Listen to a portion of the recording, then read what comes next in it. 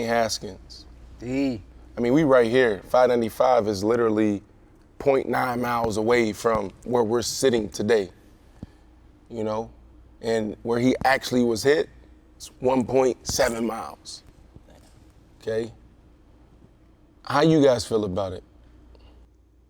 It's more to that story than what's out there. It's more to the story, but I just think we have to draw the line somewhere with people just saying whatever the they want to say. Adam Schefter. And my agent represent him too.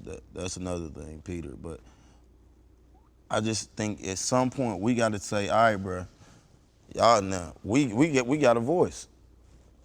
We got over 1 million people that's watching this talk. So at some point it's time for you to just say, hey, bro, you need to shut the fuck up. At least till we get all the facts out. And you know what I mean? This is a time where his family is grieving. Like, God knows what his mom and his dad mentally going through, you know, but sometimes it's not a right place and time to say whatever the you think is the Talk key. about his struggles. Yeah, like Gil Brandt, you saw what Gil Brandt said? Oh, basically he said a lot, and with like a little 8-minute sound bite. He's a to your disappointed point, quarterback. Well, he said no. He said this is a dude that was living to die. That's exactly what he said. That was his first response to this. Yes.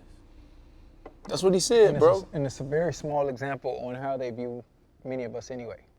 There are very few at times when things of this magnitude come about where they will show their hand and their true colors on how they feel about us as athletes.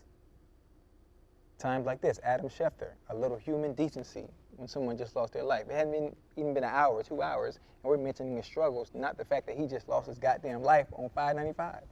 How do you, as a human, have no cough, whether you're a robot or not for ESPN? Come on, man, before you even hit send. Understanding what just happened, who struggled. This had nothing to do with football at this point. Human decency, just, you know, damn, that's fucked up. I can't even think of the type and to think of any struggles he had after just. He was a first-round pick that didn't perform to the level of expectations. But that don't matter though. That it has don't nothing matter. to do with his death. Right. Like, he was still an NFL quarterback. Those two things have nothing to do with the other. Right? It's different if he did something reckless on the field and something on the field caused to, you know, his situation. Yeah, Antonio Brown, the situation. To his, right. That's a big difference, right? But the man lost his life, and for some reason, you know, you want to throw in a little jab for what? Is it clickbait? What is it? Are you so used and wrapped up that your mind is always driven in the sports and sports related to where that you can't talk about an athlete without bringing in what he did throughout his career? We're not human. That's the problem. And I think we as athletes in the media have a duty to humanize the athlete.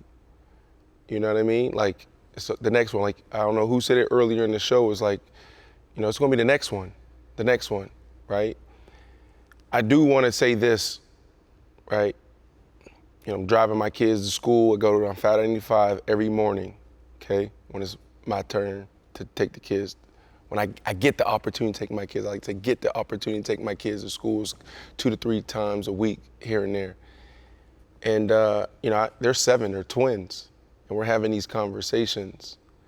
And like right now, I'm just having like some real big boy and girl conversations with them. I just feel like that age of 15 to 27, 28 is some of the most scary, like the scariest times as a human being. It's like we have a brain of a chimpanzee. And again, has nothing to do with, I don't want to be put in the category of Gil Brandt, whatever his name is, and Adam, who I actually like Adam, you know, a friend, and he made a mistake. But what I want to use this opportunity to say, man, like, think about this. Bro, you know, I don't even know how many times I was in a situation from high school to 27 where I was like, man, that could have been me. You know what I'm saying? And so like, I want to take this time, because like, this is what I'm talking to my kids, it's like, and I'm trying to beat in them like, yo, when you driving, how many times you're in high school and we hear these high school students mourning, oh, drinking and driving. Or this person was hanging out the window, the sunroof, they head decapitated. Like, we just make stupid decisions when we're just young. And I just think that we need to take this time to obviously mourn our brother, but at the same time start a conversation about just like, we have the power to say like, man, just think, come on, man, like it could be gone like that. You know what I'm saying? Am I wrong for feeling this way? No. But that's the real, that's what life. comes with youth, though. Yeah. And I'll bring it back to the football field, like that invincibility. Like, you feel superhuman. You feel like you said, like they look at us like we not human, but a lot of the reasons why you out there on that field is because there's a part of you inside that feels that way too. I remember I didn't make my will till my 7th year in the league. Every time I would sit down my financial team and start talking about the will, I don't plan on dying. And 24-year-old me, it seemed like it makes sense. 39-year-old me, what you doing? What was you thinking? What if something would have happened? Now your money is in limbo, you know, the whole situation. So it's one of those things where it's easy to say as we get older and we get more mature, like we can sit back and talk about all these young guys and the bad decisions that they making with contracts and agents and this and that. We did it too when we was that age. It's a growth period, and there's a part of this, what's the word? Invincibility. Invincibility that comes with it. That it's hard.